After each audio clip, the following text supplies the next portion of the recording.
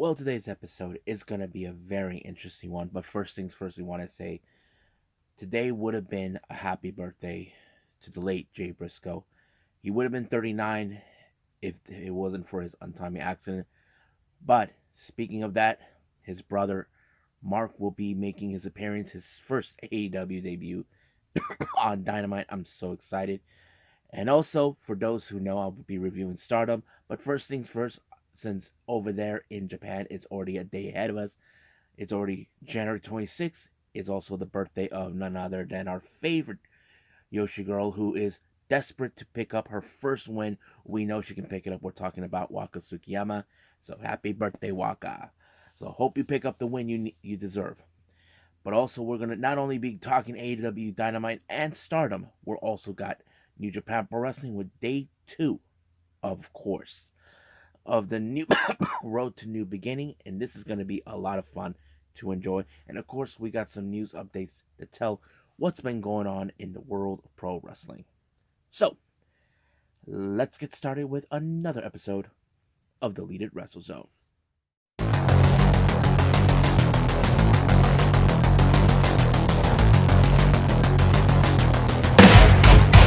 Are you ready? Get up, get up! Get up, get up! Get up, get up! Get up, get up! Get up, get up! Get up, get up!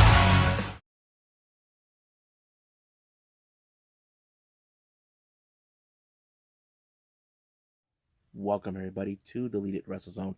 All things that is pro wrestling with AEW, NXT, New Japan Pro Wrestling, Impact Wrestling, the National Wrestling Alliance, varied promotions, wrestlers, matches, and championships. I am your host, Jay Rod here. So, let's begin with Stardom, with the Stardom Awards 2022 in, what's it called?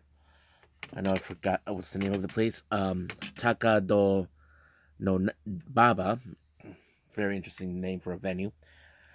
As you know, they only showed matches and the awards, but we're not going to do the awards since I already talked about this last time, but let's talk about the matches.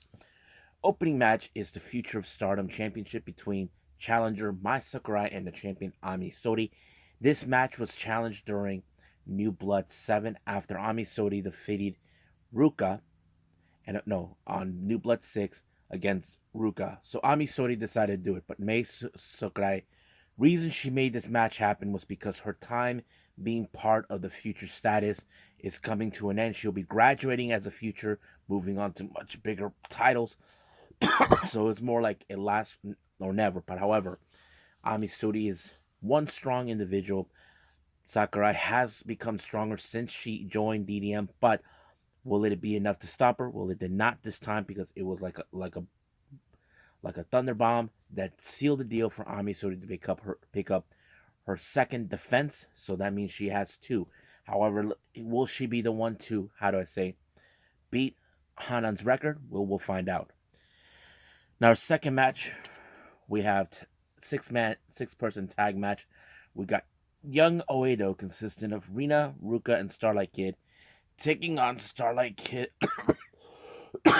taking on God's Eye, Tomoka Inaba, Mirai, and Suri. Now, in this kind of match, you probably can guess we're gonna have the younger generation of Young Oedo taking on the much deadliest group ever. Just one of the strongest groups, but in this case, it was Suri who picked up the win by applying the Suzako onto Rina, forcing her to tap out. Now, our next matches that we'll be talking will be involving the Triangle Derby matches. First match, we have Mayhem with C, Lady C, Himeka, and Maika taking on Queen's Quest, Utami Hashida, Azumi, and Saya Kamitani. Rather interesting, as I mentioned, Lady C is a member of Queen's Quest. We know she'll return with them once this Triangle Derby is done, but Maika and Himeka are confident to believe that she'll join them. Now, I don't know where they come up with this idea, but we'll see what happens. But I have to say, Lady C has improved a lot. But in this case, she was the one who ended up on the wrong side of the German suplex, giving Queen's Quest the win. But however, you can tell they're proud of her that she put up a great match. So we'll just wait and see what happens once this tournament is over. Next up, we got Rebel X Enemy, consistent of Maika Ozaki, Ram Kaicho, and Mayuhiki taking on Club Venus. Now, this was a very interesting matchup because I felt this was something I was looking forward to between both Mayuhiki and Mina Shirakawa. I felt like this was going to be like a good showdown between them. If you guys know this or not, both of them are bilingual, but that's nothing to do with it. But I feel like they had like they're like the respectful leaders of their units, but but in this case, it was the most interesting match I've seen. I was hoping that somehow it's going to end up in a draw, but it did not.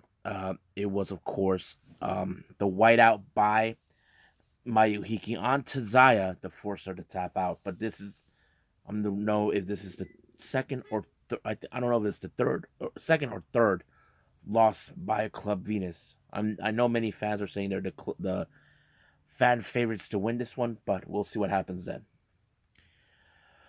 Next up, we got H&M, Momokogo, Hanan, and Mayu Iwatani taking on Prominence. Now, you probably can guess this is one of those matches where Prominence will put up their biggest fight ever. And, of course, it did. It was a diving body press by Kurumi Hirage onto Momokogo, and it was over right there.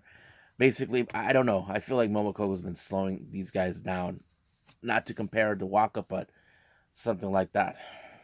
In our final match, involving, of course, the Triangle Derby, we have Oedo Tai, Momo Watanabe, Natsuko Tora, and Saki Kashima taking on 7-Up, Yuna Mizumori, Yu, and Nanane Takahashi. But however, X Factor when it comes to Oedo Tai, there's one person who has a deep grudge against Nana Takahashi. We're talking about Ruka. Certain points of the match, she gets involved. Like, she wants to put her away, calling her an old hag. I mean, be careful with this old hag. She is not going to play with anybody. Trust me. But you probably would have guessed this match was going to play out the way it was going to be with Oedo Tai cutting corners. But it did not stop them. It took a Kuma roll by Nana Takahashi onto Saki Kashima. She has tried attempt using the Kishikase. That's always been her main weapon that she used to put away her opponents, but this time it did not work. She ended up in the Kuma roll in the win, but however, the feud between Ruka and Nana Takahashi continues. So, before proceeding to the final match, the main event, let's take a look at stats for the Triangle Derby. How many points does each team has right now at this moment before we get to the next event? Here it is.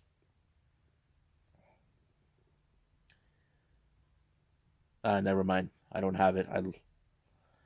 But I do know that right now at the moment, Lollipop and H&M are currently in the bottoms. But at the top, we have Prominence and possibly 7-Up at the top. I'm not 100% sure on that, but I'll get back on that later. Now, our next match we have is the Julia Gauntlet match. Now, there's 10 wrestlers involved.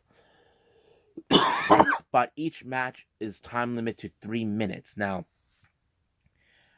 I want to be fair with everybody. I felt this match was nothing compared like the one that Yu Yoshino, formerly known as Kagetsu, did in his final match before retiring. That one was up to the entire roster under a 1 minute time limit. So I felt like that was more intense. But this is who they had in the order, the way they did it. Originally, we were supposed to have Miyu Amasaki. However, she was pulled due to the fact of being injured. She was replaced by super strong Stardom Machine. But I have to say that match ended in a time limit draw. It was really interesting. Koguma was next. You know that she was going to play the bear role. That ended also in a time limit draw. Then Tekla, her own teammate, time limit draw. But however, Hina was the one who got pinned, and this was the only win that she ever received by Julia, who won the match by applying the Stealth Viper. I think that was the one. Then, of course, we have Azuki, Tam Nakano, Saki, Natsuko, and Saida. But Waka Tsukiyama was the last one. I have to say, I was surprised. She lasted 3 minutes. And this match ended in a time limit draw. This is the first time that a match ended in a time limit draw. But what makes it more interesting is that Julia gave a little promo telling Waka the way she wrestled her is the same. She felt that she was fighting Tam. And Waka looked at her like realizing that she's channeling the fighting spirit that Tam has always played on. But she does believe she will be capable of picking up her win because she never had a time limit draw. And it's surprising that this is the first time that ended in a time limit draw with her. But she's asking her, hurry up, pick up the win. So she's giving her that encouragement. However, one person doesn't seem impressed by this match, and that is Suzuki. Now, I know some of you Julia fans are going to be critical about this, and I get it. But there's a certain point to this about Zuzu's thinking. You have majority of your matches time limit draws. You only have one win. What is that? You see, you're Julia. You're supposed to be the one to pick up the wins. And I think that's what Zuzu finds not offensive, but more like, are you effing kidding me? You're treating this like it's a good thing. You have draws. What's that? And I get the whole the whole concept because it does raise a lot of questions. Is Julia losing her touch or is she not focused? I mean, Zuzu is someone you shouldn't take lightly. But of course, Julia, sooner or later, Julia will probably make a mistake, but she should not have been doing it. She acting like not a big deal. But for Zuzu, it is a big deal. So we'll see what happens until we get to March 4th. And I think that's pretty much it with Stardom. So let's go with New Japan Pro Wrestling.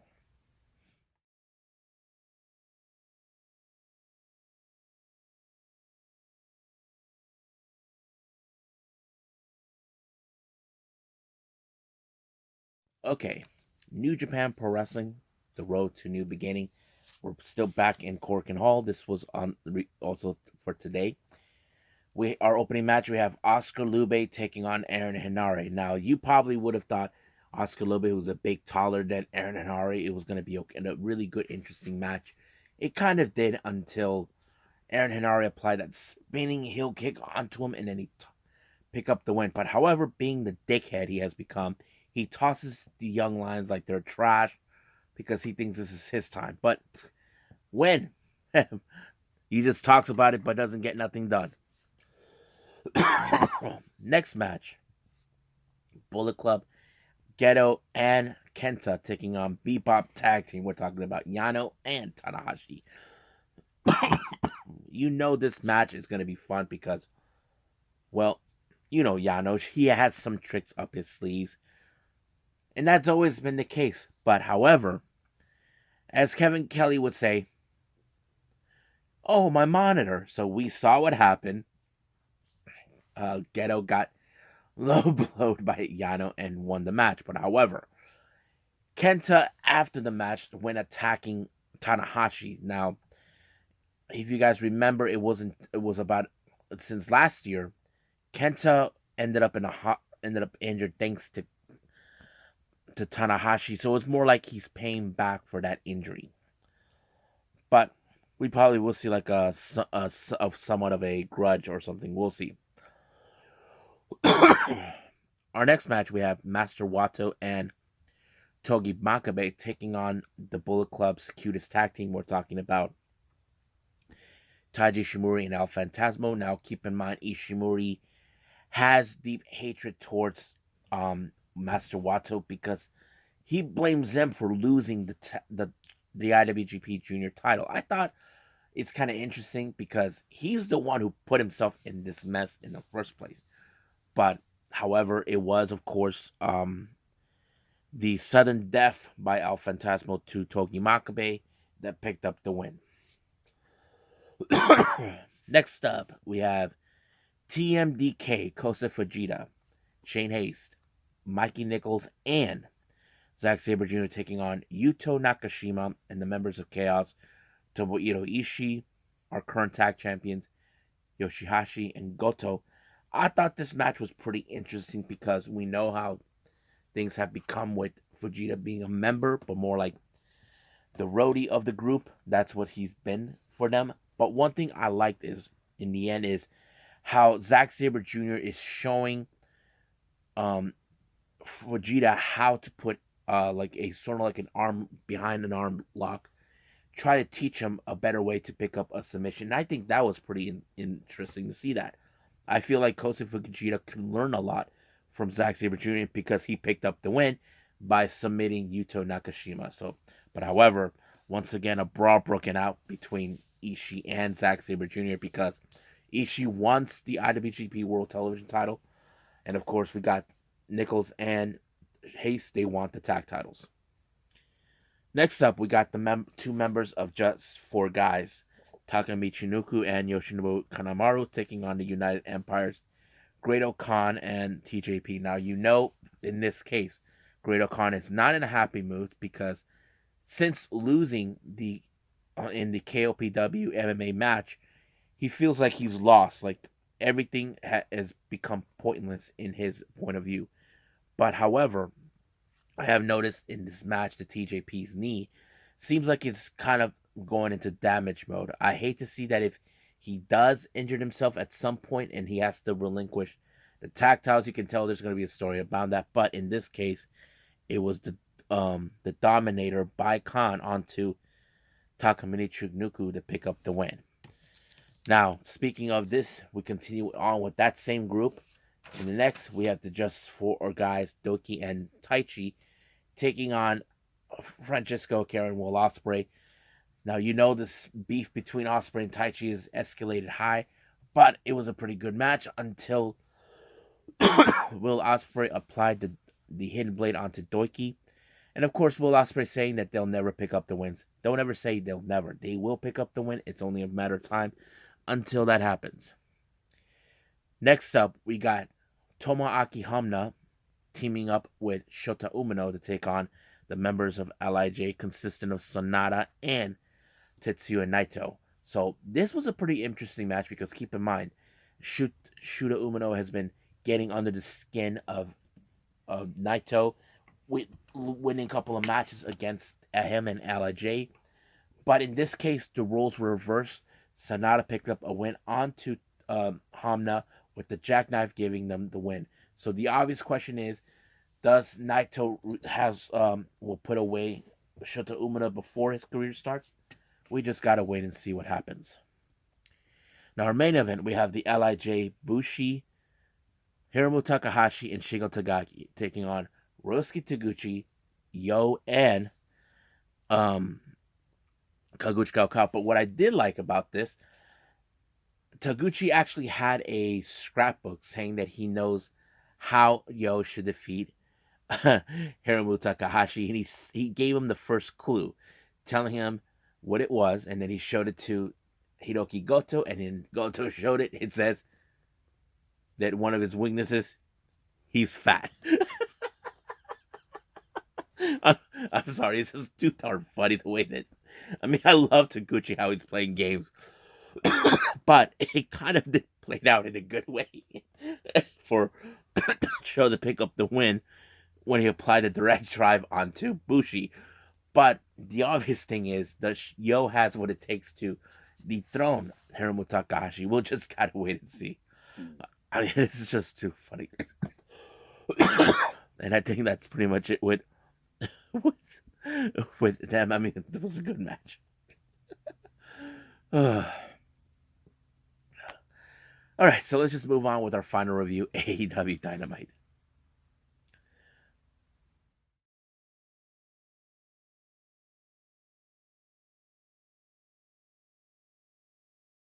Okay, AEW Dynamite. It's a very special episode. As you know, our main event, we pay tribute to Jay Briscoe after his passing.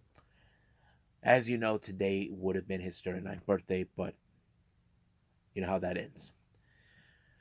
Our opening match, we have the members of the JSA, Sammy Guevara and Chris Jericho, along with Daniel Garcia to take on Action Andretti and Ricky Starks. Now the JSA have been on a losing streak against these guys individually, but however, will tag team action will be the thing that kind of changes. Well, it kind of did because you can tell certain moments, and there were moments where we thought, okay, is Ricky Starks being a little cocky or being arrogant? You can say it, but however, it was, of course, the outside interference by Daniel Garcia with the bat onto Action Andretti to give the JSA the win that they need. However, do we believe this is the end of it? I'm guarantee you it's not.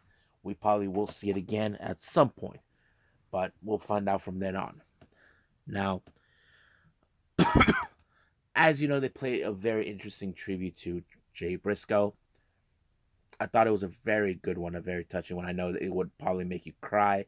As I said before, it's okay to cry, damn it. But yeah, I thought it was a very interesting one, so I liked it. Now, our next match we have is the TNT title against with Buddy Matthews taking on Darby Allin. Now, keep in mind, Darby Allin has already put away 2 out of the 3 members of the House of Black, Brody King and Malachi Black. So he needs one more to complete that set, and that is defeating Buddy Matthews. Now, as always, we always see with matches like this where Darby, in the other hand, it gets himself taken out like 90% of the matches. He gets all beat up until some point Darby is resilient. He doesn't back down. He doesn't take crap. But it kind of overturned until we saw members of the House of Black, Malachi and Brody, until Ortiz shows up with a kendo stick. But Sting decided to give them an ass whooping as well. But it took, of course, Darby Allin every ounce of his body, not to mention putting Buddy Matthews away with a coffin drop, giving him the win. However, in the post match, we did see that Samoa Joe wants his title back, so he issued a challenge, and it's going to take place real soon. Now, Matt Hardy and Ethan Page taking on Jungle Boy and Hook. Now, this was a very interesting match. Now, we know that Ethan Page would do anything to get a win, try to teach Hook and Jungle Boy a lesson. However, did the arrogance of Ethan Page cost him? It's a possibility because Jungle Boy put him in a snare trap. Ethan realized that he made a mistake, so basically he tried to tag himself out, but it was, of course, Hook who made sure that that tag didn't take place, giving Hook the opportunity to pick up the win. I mean, Jungle Boy, they win in his snare trap. So we'll see what happens down the line. Now, the family therapy with the Acclaim and the Ass Boys started. Now, of course, there's a lot of things that are going on. I mean, I have to say, the Acclaim did put it out saying you guys had opportunity with your dad, but we stepped in because that's what we did. However, they're saying their motives right now is the tag team titles.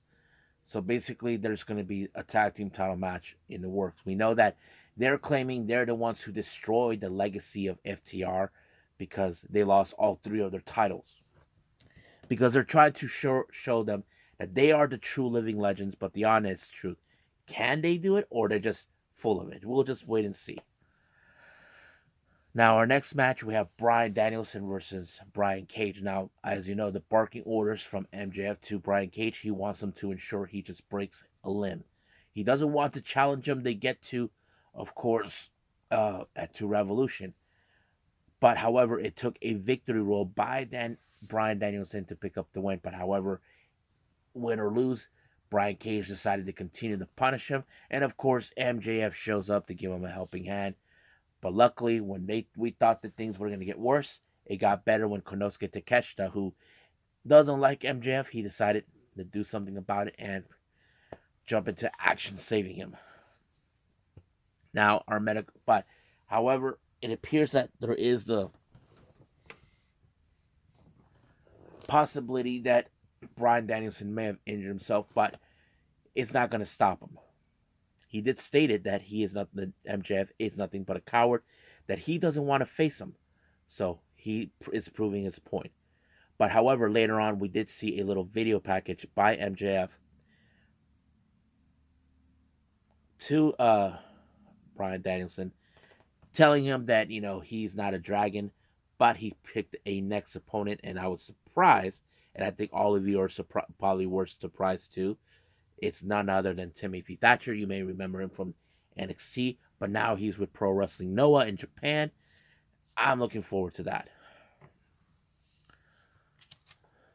Now, our next match, we have Toni Storm versus Ruby Soho. Now, this is a battle of the originals, the ones that came from other locations, versus those who are like in the middle. Like, originally we were supposed to have a three-way, but Britt Baker was pulled due to an injury.